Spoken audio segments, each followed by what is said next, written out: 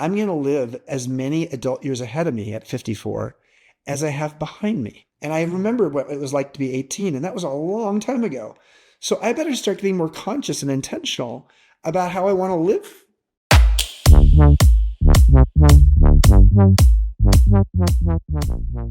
Today, I chat with Modern Elder Academy founder and New York Times bestselling author Chip Conley on the podcast. Chip is on a mission to help you live the best decades of your life, midlife and beyond. Chip is one of the world's leading experts at the intersection of business innovation, psychology, and spirituality.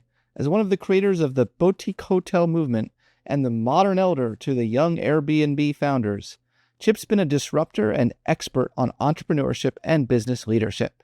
In this discussion, we chat about Chip's new book, Learning to Love Midlife, 12 Reasons Why Life Gets Better with Age. There's a great relief in chatting with Chip. It was personally meaningful to me considering I'm in midlife. And what he teaches us is that in midlife, we can take great relief that our body doesn't define us anymore, that we can redefine what success looks like.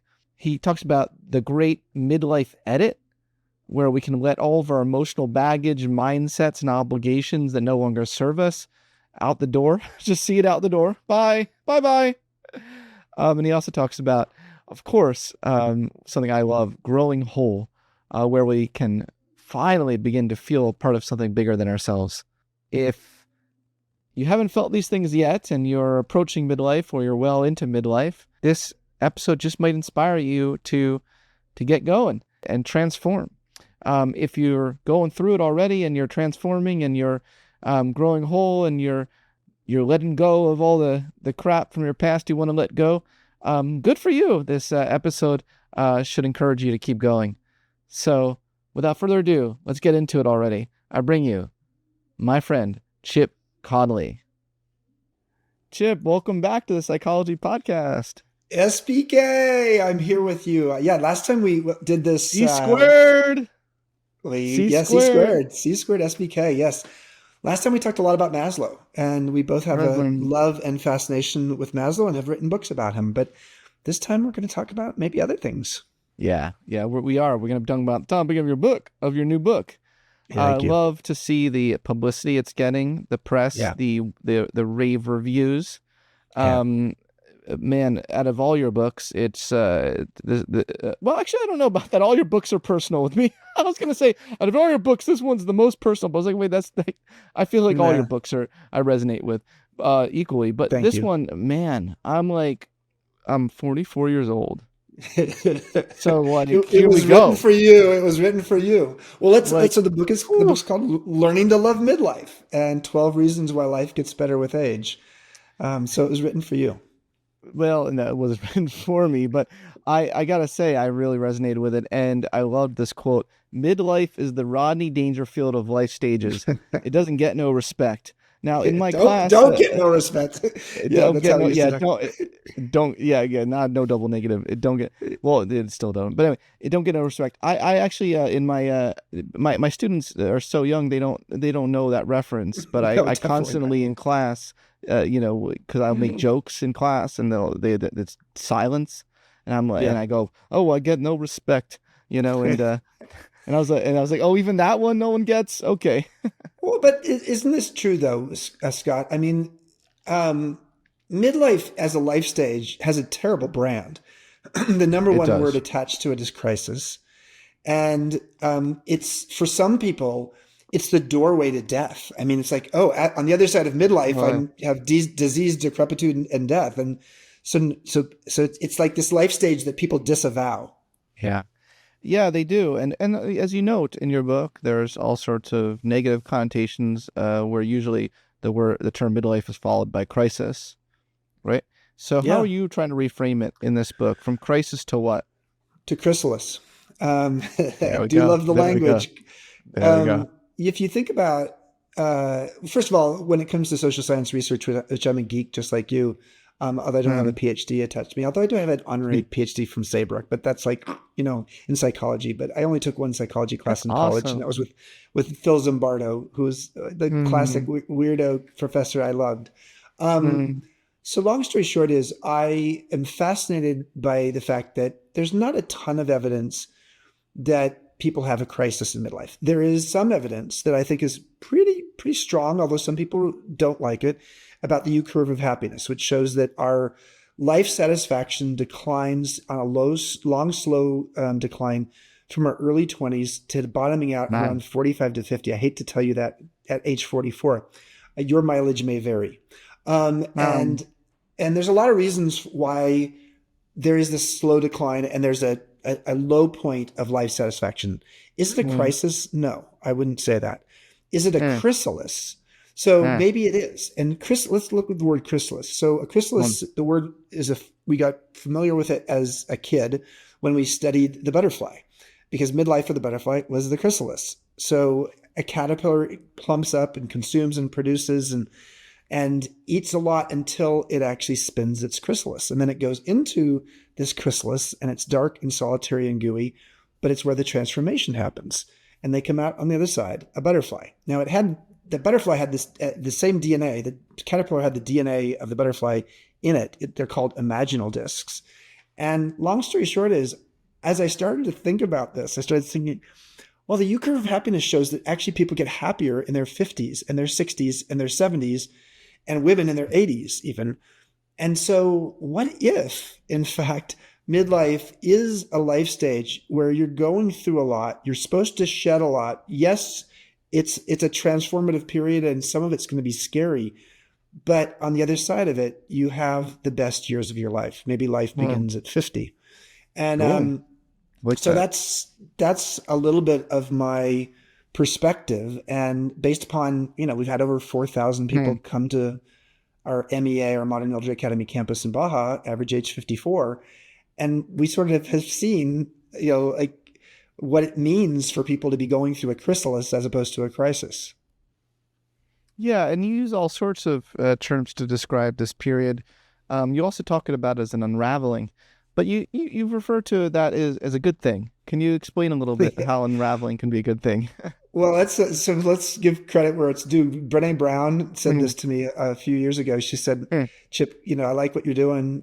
She would give me a cover quote for my book, "Wisdom at Work: The Making of a Modern Elder," and I told her I was creating this Modern Elder Academy thing, MEA, and she says, "Well, you're going to find a lot of people having a midlife unraveling." And I said, "Oh, that sounds terrible." It's like unraveling sounds like someone losing their mind. And she said, "Have you ever looked at in a dictionary at the word ravel? To ravel means something mm, so tightly wound you can't get it mm, undone." And for a lot of people in mm, midlife, they're so tightly wound in their expectations of themselves, in how many obligations they have said yes to, in just how they have curated their life, that it feels like a mess. And so, to the midlife unraveling is learning how to disconnect from many of the obligations and mindsets and identities that we've inhabited so that we can do what I like to call the great midlife edit. Because the mm, first half of our life is about accumulating, and the second half of our life, if we're getting it right, is about editing. mm. And so the unravel is the thing that happens before you actually have the chance to edit your life. And we do a whole ritual around that at MEA to help people throw into the fire what they're letting go of. Um, Partly because we don't have rites of passage or rituals or schools or tools for people in midlife, Mm, mm, also known as middlescence. In adolescence, we mm, have it. You have all this mm. adolescent support and love and care to help you through the emotional, physical, hormonal, and identity transitions of adolescence. But what about the hormonal, emotional, physical, and identity transitions of middlescence? What a Who great is point. providing that support, and who's your peer group and your cohort that you're going through this with? For men, they don't even talk about this stuff.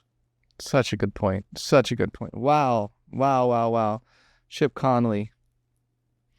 You're That's right. PK. You're right. Yeah. You're um what is the midlife atrium that you can create for yourself?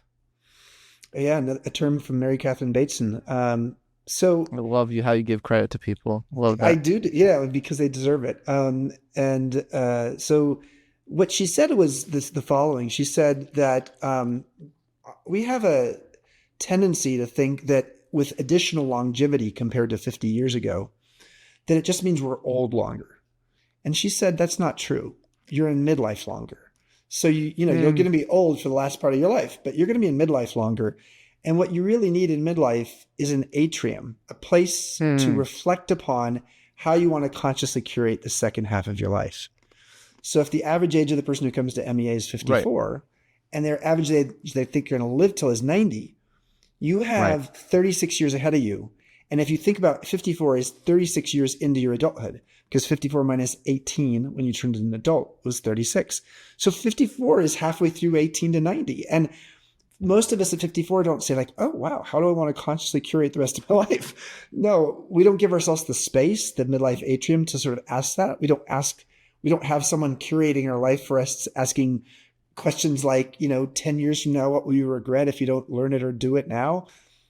What we need in midlife is a midwife, someone who can midwife us through this roadmap of midlife so that we can look at our life and say, wow, I have longevity literacy now. I'm going to live as many adult years ahead of me at 54 as I have behind me. And I remember what it was like to be 18, and that was a long time ago. So I better start getting more conscious and intentional about how I want to live my next few decades. And that's, I think, part of what the book tries to do, Learning to Love Midlife. It also tries to help people to see, like, man, have we swallowed the anti-aging message out there? The message that the anti-aging industrial complex wants us to swallow, which is you don't look young anymore. You got to do things to make yourself be and look young. And what I wanted to do with the book was to help people see that there's a pro-aging message out there too. There's a lot of things that get better with age. And so I tried to actually point out 12 of them. Yeah. Okay. So let's get into some of those things. Oh boy, which one should we start with first? I don't think we need to go in order here. Let's just go into one of the ones that I found most interesting. Yes. And that's the fact that a person's hero's journey can have a shadow side. Now that really resonated with me.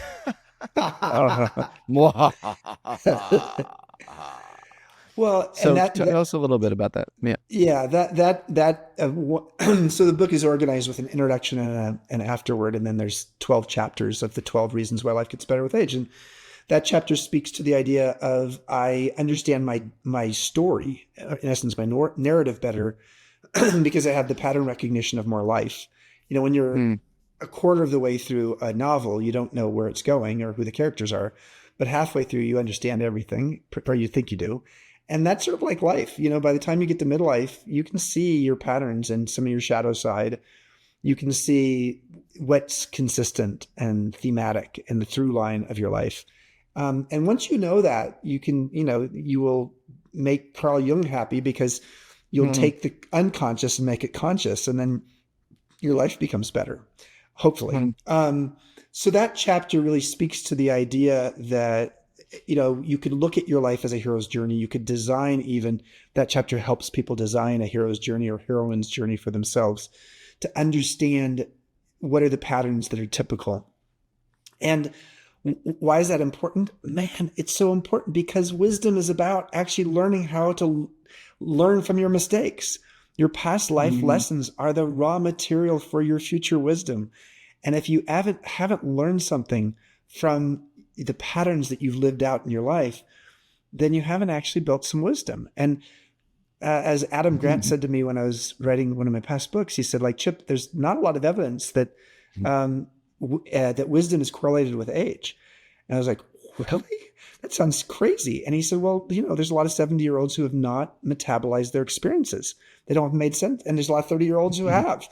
And it's like, okay. So what I really wanted to help with people with the book was to help people. It's like, how do you make sense of your life lessons in a way that makes you wiser? Relating to that, what can be learned from the Velvetine Rabbit? So the children's book, The Velvetine Rabbit, speaks to this idea that your favorite toy, your favorite little doll, may be something that actually has been loved to death.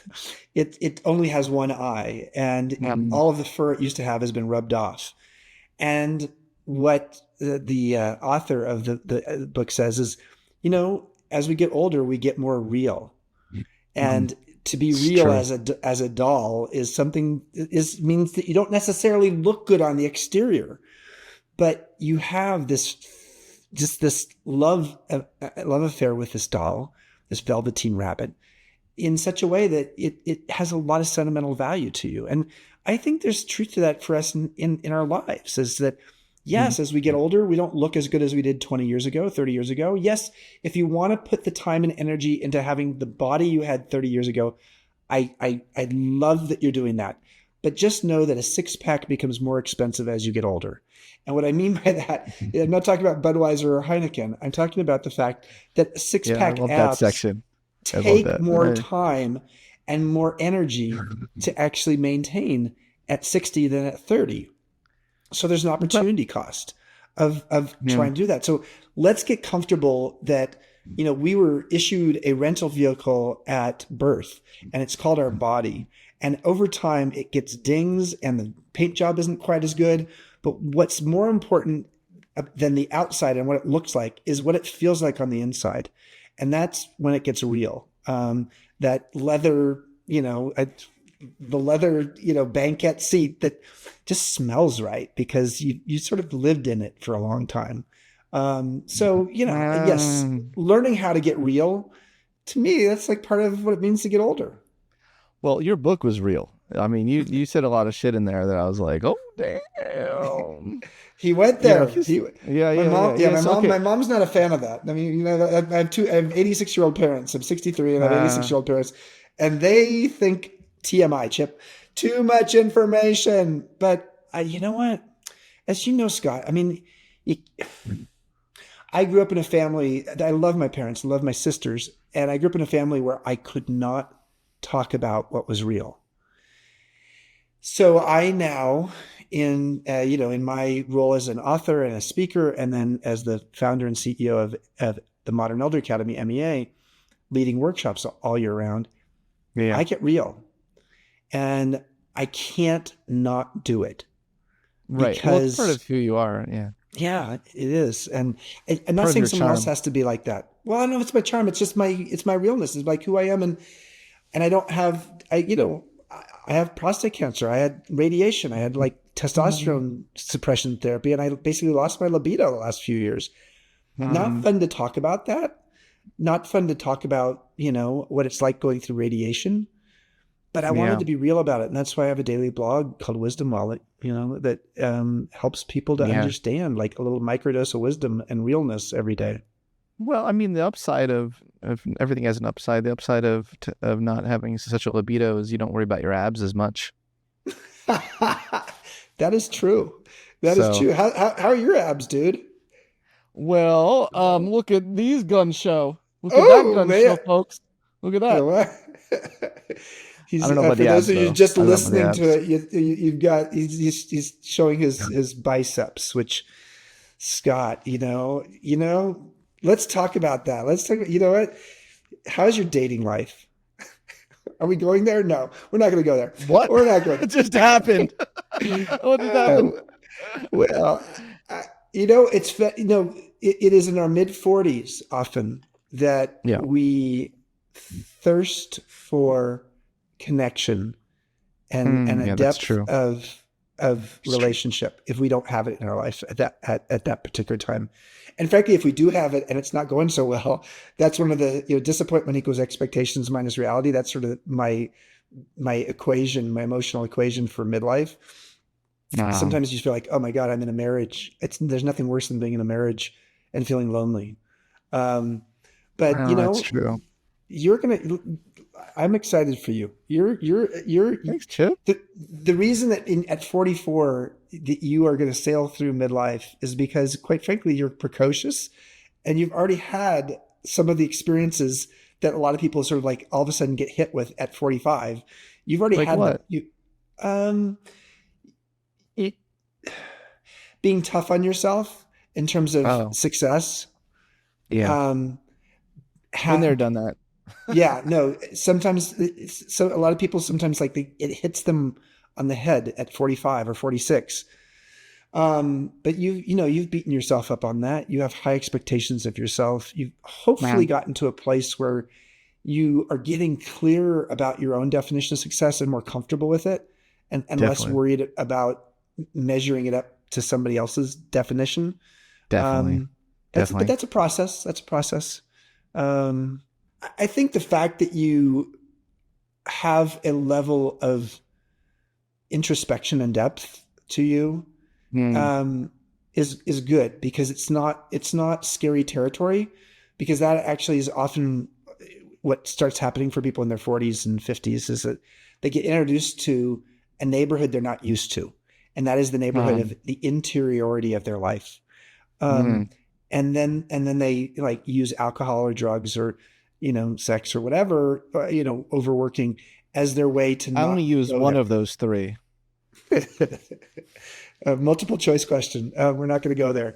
Um, yeah. So I think that millennials and Gen Z are going to help to flatten the U curve of Well, happiness a little bit, it's no because secret to my Twitter followers that I like edibles. But yeah. anyway, um, Chip, I love what you're saying, and I love, there's this is the experience I had reading the book. I would just keep reading about what is common among people at this age, and I'd be like, Mhm. wait, that's me. That's what I'm going through. And so then there was this profound realization after finishing your book that like I'm really not that special. Oh. No, well, no. That's a good thing. That's a good thing. Another way of framing that in sort of a more self compassion, Chris and Neff sort of way is that Yeah. there's a great common humanity here, and there is like a there really are like there is a rhythm to life, and Well, there's a that's a real thing. normality Yeah, there, and there's yeah. a normality to many of the things we go through. You know, I lost 5 male friends to suicide during the Great Um, Recession, ages 42 to 52. I had some suicide ideation myself during that time. And what I think is true for so many people in midlife, especially men, is they don't realize that some of what they're going through is normal. And because we don't talk about it, and because we want to be the rugged individualist, we feel like we're suffering alone, and that sort of that life of quiet desperation that I think it was Thoreau might have said. And so I think, gosh, the more we can help people to see that we're not the only one going through what we're going through, and that mm, there may be some tools, like, we have something called the that's great. anatomy of a transition, that help people to understand, like, when you're going through a transition, here's these 3 stages of a transition. And to help yourself, like, understand what are the coping mechanisms and tools for each of the stages. And I just wish we had more resources available to people in midlife, so that they Mm, understood that, yeah, you're an adult and you may feel like an idiot because you're having emotions and feeling like you're really bad at this thing or that thing. But if you have a growth mindset on it, you're not going to focus on trying to prove yourself and win. You're going to focus on trying to improve yourself and learn. And if you see life as yeah, that learning journey, you can laugh at yourself a little bit more easily as well. definitely. And part of that journey is letting go of identities that maybe you've held on to your whole life, and even creating a new Yes. one. You say, quote, the trip becomes the journey once you've left your baggage. Oh, Or you've that's pretty lost your darn clever. baggage. Yeah, Once not you just left it, but yeah, maybe even yeah, lost it. you lost it. That's clever. Yeah, we all have baggage. I mean, and Yeah. uh, trying to sort through our baggage and understand what's there, and then maybe go ahead and put the valise, the suitcase, up on the shelf and say, like, okay, I know it's up there now. I'm not just carrying it with me. Part of the Yeah. challenge of midlife is it's a marathon. And if you're carrying a lot of emotional baggage through a marathon, man, are you going to be tired? You're going to be very worn out. So being able to open up the suitcase and see Yeah. what's in there, what kind of baggage is in there, and then maybe repack it and then store it, Hmm. is part of, metaphorically, what we're trying to help people do in midlife. Um, but for a lot of people who have baggage, they don't even realize that they're carrying all this along with them. You just see it in That's their a thing. eyes, and you see them worn out and burned out. Yeah, well, no. Aw, Chip. I mean, you see a lot of people. You see a lot of people, come and go. In Baja. Yes. And in What? Santa How Fe, many? we have a And Santa campus Fe. opening here in Santa Fe where I am right now. Beautiful, beautiful. What are some of the most profound things for you personally that you get a chance to do with people who come and take your courses? Yeah, I think, people show up often feeling stuck. Um, Mm. I'll just tell you a quick story. There was a female, a woman who came. She was 60 years old. She'd been a litigator for 35 years. She was a damn good litigator. She'd made a good amount of money doing it, but she was wearing armor. And that first 24 hours of a week-long program, she was you could feel the armor on her, not just in how she wasn't opening up, but also in just how it was weighing her down. Mm. And so we went through an exercise maybe on the second day, which was trying to understand your purpose and what are the breadcrumbs that take you to purpose? And often it's the things that excite you and or agitate you, or the things you're curious about, or maybe something from childhood that actually feels fresh and new again that you want to actually re-explore. And she started crying because she had these memories of being in about like 14-year-old, 12-year-old at her grandmother's home in Mm. Kansas cooking pies. And she said ever since then, I mean, she never focused on cooking a whole lot, but whenever she loves having friends over, even though she's a litigator and she sort of likes to argue a lot, that's sort of what she's become. She hates that her profession has made her into that. But she loves having people over because she loves cooking dessert. And so by the end of the week, she realized, I don't have to be a litigation attorney anymore. She knew that she didn't want to do it, but she had no idea what was next. And she was looking for something adjacent, like I'll be a consultant to litigators or something like that. And she realized that the thing she really wanted to do was to go become a pastry chef. And then if she liked it, and she would take a small step by going to a pastry chef school. And if she liked it, she would create a bakery in her neighborhood because the Mm. bakery that used to be in her neighborhood closed down during COVID. And that's what she's doing now. So Mm. what I love, whether it's someone who's coming, limping in through based upon a divorce that happened that came as a surprise, or it's someone who has just sold their company and feels lost. There's another story I'll tell. There's a 45-year-old investment banker who was retired, 6'4", white, from New York, and he had a lot of money and not a lot of purpose. And then Mm. there was this 4'11" African American joyous woman from Atlanta, who was a social worker, and she had a lot of purpose but not a lot of money. Mm. And over the course of the week, the two of them became close, even though they're from completely different worlds. And they'd go for a walk on the beach because they were in Baja, as opposed to in Santa Fe. And by the end of the week, they had become quite close. And she taught him about purpose, and he taught her about money. Mm. And they're still close a few years later. So that's beautiful.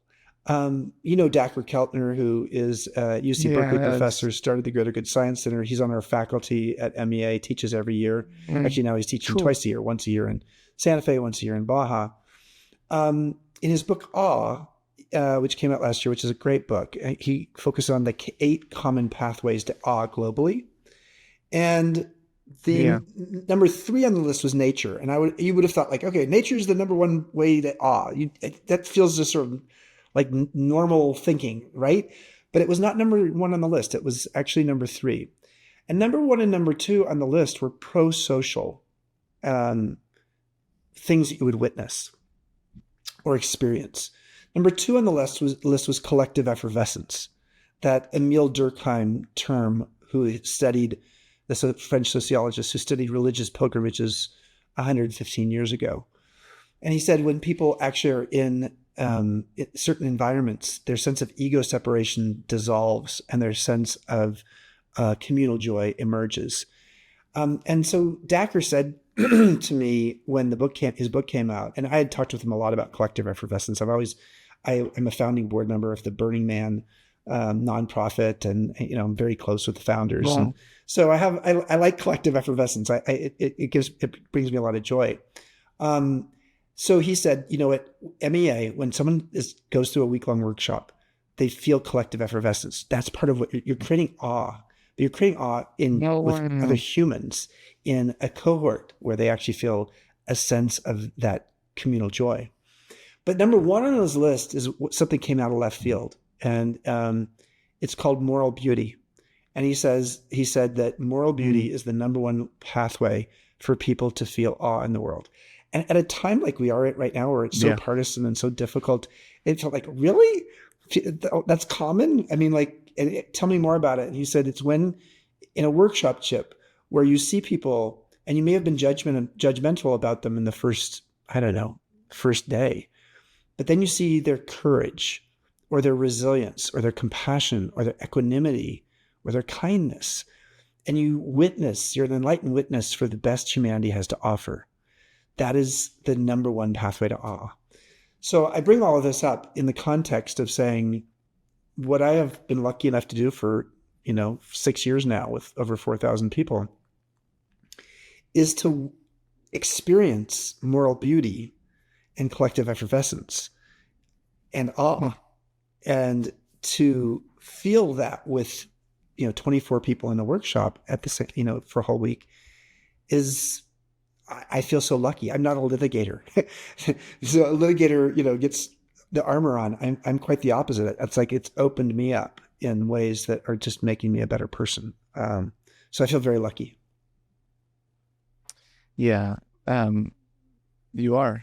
And there's a great integration here between all of your work, integrating the work you've done with peak, right? Like, I mean, what you're talking about are peak experiences. That is true. With middle age.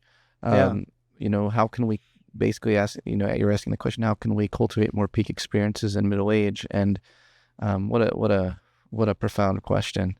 But I think that going even further, your book suggests there's even greater potential in middle age than maybe we've ever had before, or that we'll have after. This might be the time. Well, it depends. And, Arthur Brooks wrote quite, eloquently in his book From Strength to Strength, about fluid intelligence and crystallized intelligence. And fluid intelligence is when we're fast and focused and we're good at solving problems quickly. And when I worked at Airbnb, I was surrounded by people with fluid intelligence. They were smart as can be, didn't have a lot of peripheral vision, very focused on what was right in front of them, and brilliant in many ways.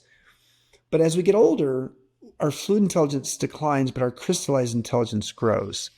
And what is crystallized intelligence? It's our ability to think holistically and systemically. It's what Dr. Gene Cohen in his book, The Aging Brain, called four-wheel drive of the brain, being able to go from logical to lyrical, because actually the brain shrinks a little bit as we age. And crystallized intelligence allows us to sort of be adept at going from from one side of the brain to the other. And long story short is, as we go into midlife and beyond, trying to find professions that allow us to tap into our crystallized intelligence, our connecting of the dots, is really valuable. I don't want a coach or a therapist who's 25 years old. I want a coach or a therapist who's 55 or 60 years old, because they have the life experience. And I'm not saying I wouldn't see a coach. I mean, let's be really clear. These are generalizations. I want to be, not all 55-year-old coaches are good coaches. But if wisdom is the metabolized experience that leads to distilled compassion, if that's really what wisdom is, wisdom's a social good. Being savvy or smart is not a social good, but being wise is. It means you've metabolized something, you've had your life lessons, and you're offering them to someone else. I love this quote from David Viscott, which is, the purpose of life is to find your gift. The work of life is to develop it. And the meaning of life is to give it away. That's really what we help people with, is to help people to understand their gift, their mastery, their wisdom. How do you continue to develop that? And then how do you, as a social good, give that away to people? And I think that that's part of our role. Erik Erikson, I am what survives me. This is the era of our life where we're supposed to be giving it away. Is this what you meant by life is a horizontal journey, then a vertical one? Yeah. What I mean by that is That was later in the book. So the book is organized with 12 different chapters, and there's 5 different sections. There's the section on the Yeah, physical I'm life. jumping around. Yeah, no, it's fine. And then the emotional life, and then the mental life, and then the vocational life, and spiritual life. On the spiritual life, we are we walk the planet. We through our career, we're on a treadmill, and we learn all these things. And so life is a horizontal journey as we are on that treadmill of life with everybody else. But there's a point in life where we start to actually look at our connection with something deeper and bigger than ourselves. That's when it starts to go vertical. And when I say, and I'm not speaking about a particular religious tradition here. I'm speaking about the idea that we feel connected to something bigger than ourselves. And that may be through a religious tradition or a spiritual practice. And so that's when we move beyond, the sort of horizontal plane of life. And I do believe that is something that, there's a lot of social science research that shows that we get more spiritually curious in midlife and beyond. And there's, and Richard Rohr and Carl Jung both said, the primary operating system for the first half of our life is our ego, and for the second half of our life, it's our soul. But nobody gave us operating instructions. Oh, yeah. Well, that's probably my favorite part of your book is all the talk about the discovering your soul. Is wonderful. Well, you say, relating to what you just said, I'm going to quote you, all of this can be disorienting, but don't fret. A new primary operating system is being installed in your life, upgrading you from the era of the ego to the stage of the soul. I mean, it's basically what you just said, but I thought it was worded better when you said it this other way. Yeah. Thank you. It's still you. It's still you, though. It's still you. It's still you. It is. Yeah, but. Yeah, I know lots of people who in their 50s, there's a guy named Phil Pizzo. Let me just use him as an example. He was a doctor. He was from an Italian-American family, Catholic, first generation to go to college in his family, ultimately became a doctor, became the dean of the Stanford Medical School, started the Stanford Distinguished Careers Institute. This man, in his later life, was trying to integrate all of the different parts of himself. And as a doctor and as a professor at Stanford, he felt like the spiritual part of his life he was having a hard time. He was trying to show up every day as a spiritually minded person, but he couldn't figure it out. And at 77, a good Catholic boy, he surprised all of his colleagues when he said, I'm going to rabbinical school. I want to become a rabbi. And so not only was he 77, he's Catholic and he's an academic. And this is like not at all what he was studying. He realized that there was a spiritual curiosity that had been there for the last 20 years. And he needed to scratch that itch and to dive headlong into the deep end of the pool. And he did. I love that. I love that story. When you're diving deep into the pool, though, it's just really helpful to have a support system around you. And I really like when you talk about who is there for you as you shift your operating system from your ego to your soul. How might you be a midwife for midlife for someone else? And I think that does cause that's a moment of reflection, a reflection point where you think, the people that I'm surrounding myself with, the best midwives, or what's the male version of that? I don't know. You could be a male midwife. Yeah. Mid-husband. Okay. Okay. Good point. Good point. Yeah. In my attempt to be PC, I was not PC. But anyway, but yeah, how it is a good moment of reflection to think about who do you really want to be the midwives and who do you want to midwife for? I mean, there might be that reflection might cause you to change some things in your life, right? Some drastic changes. Well, this opens the door to a phrase that I really love, which is social wellness. When we think of wellness, we tend to think of the personal side, like your sleep, your nutrition, your exercise. But as Bob Waldinger at Harvard has shown with the 85-year long longitudinal study of adult development, the number one variable for people who are happy, healthy, and living into their 80s and 90s is how invested were they in their social wellness in midlife and beyond. And so, yes, to answer your question, having a social safety net, having the people in your life that are there for you on a rainy day, that's really important. But we also need to think of friendship as a practice. If you don't exercise, you atrophy. And so if you don't practice friendship, it'll atrophy. And for a lot of men in particular, women too, but because we have the spinning plates of our 20s, 30s, and 40s, everybody's really busy. It's really easy to lose track of friends and to lose track of what it means to be a friend and how to become a great friend. And there's been a lot written about that in the last year, partly because we have a loneliness epidemic. But I really like using the term social wellness because I think that's really what we need to do to solve loneliness. We need to help people to realize that there's a huge value in having people in your life and have them across generationally as well. Most of the people who are our peers and the people who know us intimately are around our same age. But my gosh, is it beautiful when you've got somebody who's become a bit of a mentor to you and they're 20 years younger, and you're learning from them? Yes. I mean, I love that. My experience at Airbnb is I was twice the age of the average employee there, but and I was mentoring all kinds of people, but I was learning as much from them as they were from me. My personal trainer right now, she's half my age. Now I realize that. Yeah, and really helping me get into good shape. Good for you. Shout out to my personal trainer, Danita. Okay. I also really loved the part on growing whole. It's a phrase that combines two of my favorite words. So of course I'm gonna like it or love it. Talk a little bit about what it means to grow whole. We know society has a narrative about growing old, but I wanted to do is, I love language, midlife crisis, chrysalis, pro-aging, anti-aging.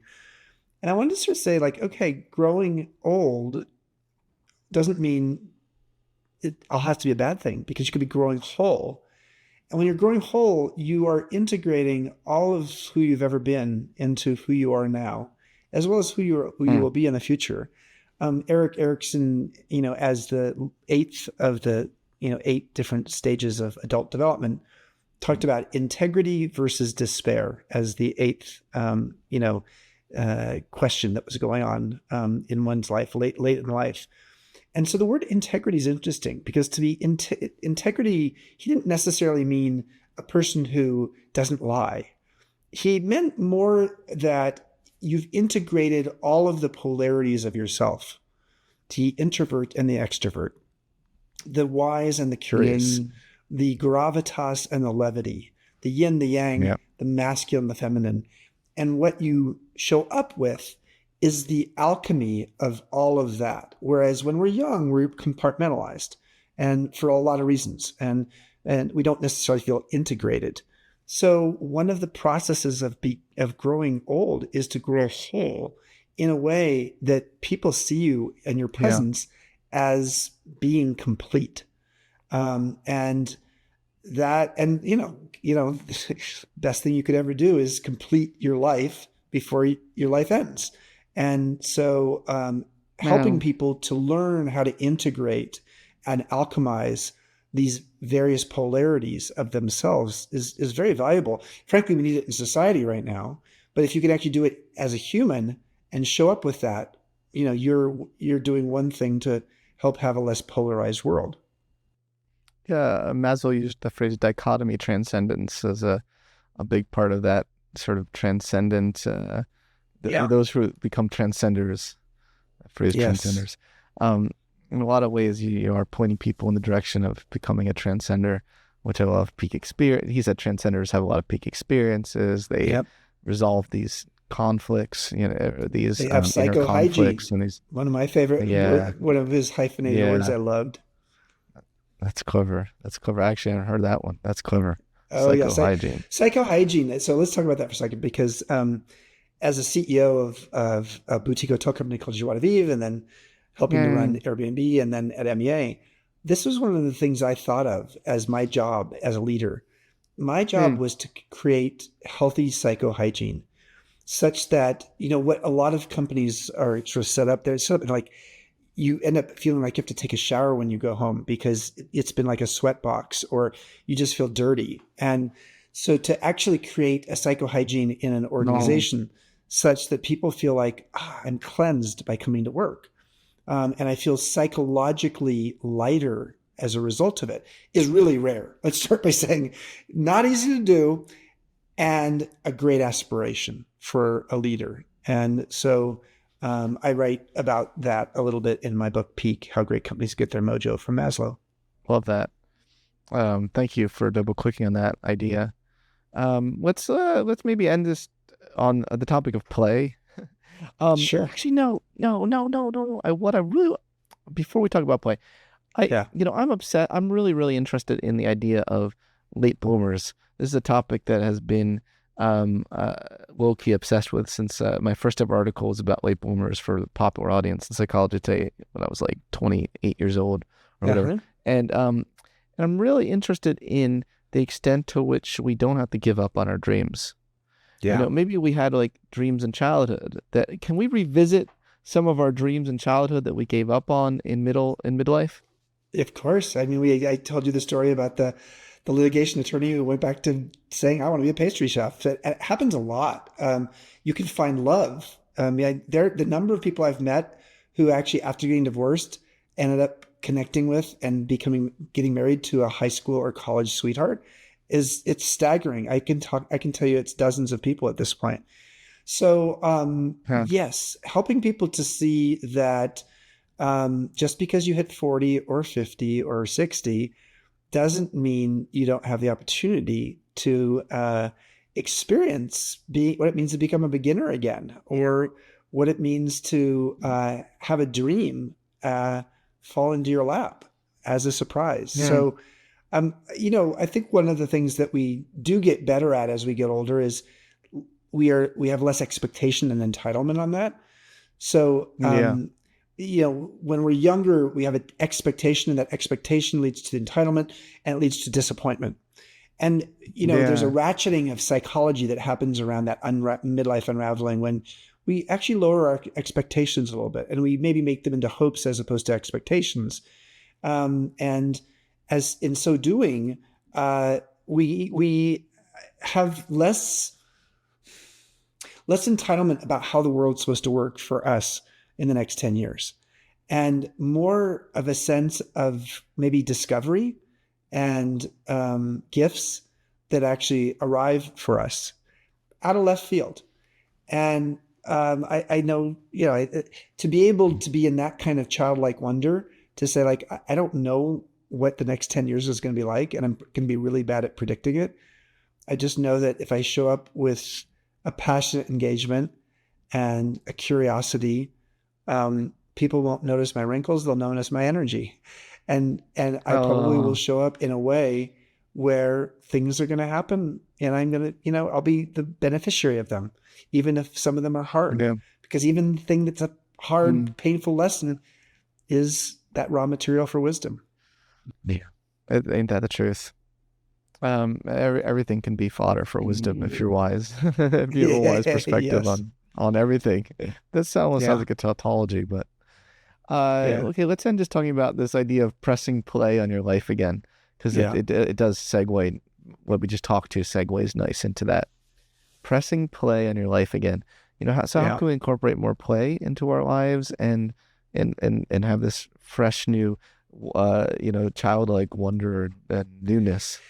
So sometimes people, like in the Korean and Japanese and Chinese cultures, they say when you turn 60, you have a second adulthood, or second childhood, actually. Right. And for some people, they look at it, 50 as your second adulthood. The idea that you are in your 50s and beyond, maybe starting to create some time affluence, some space in your life to try things.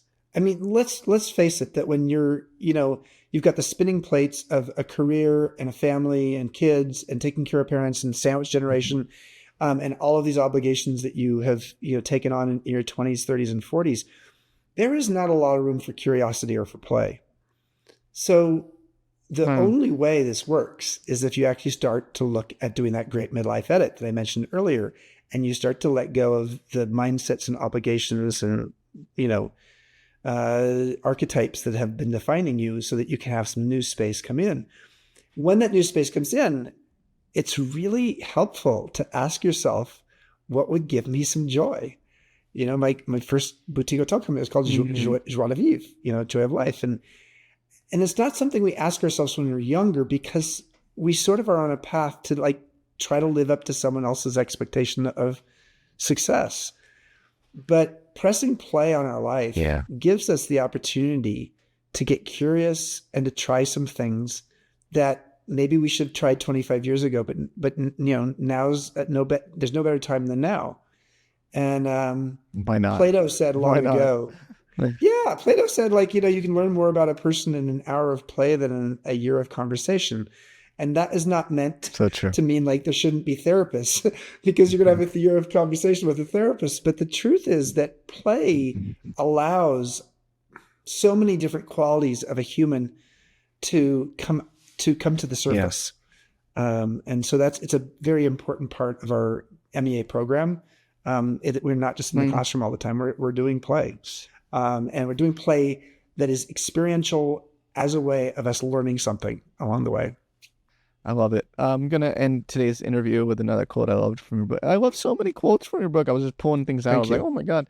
You say, yes, we are aging and growing at the same time. And ironically, it's our growing that helps us with our aging. Yeah. Very clever. Very clever. Chip, it was a real honor and privilege to have you back on the Psychology Podcast. I wish you all the best with this book. Thank you, SBK. It's just an honor to be here with you. I love the podcast. I love what you're doing, and I appreciate being a friend. Thank you.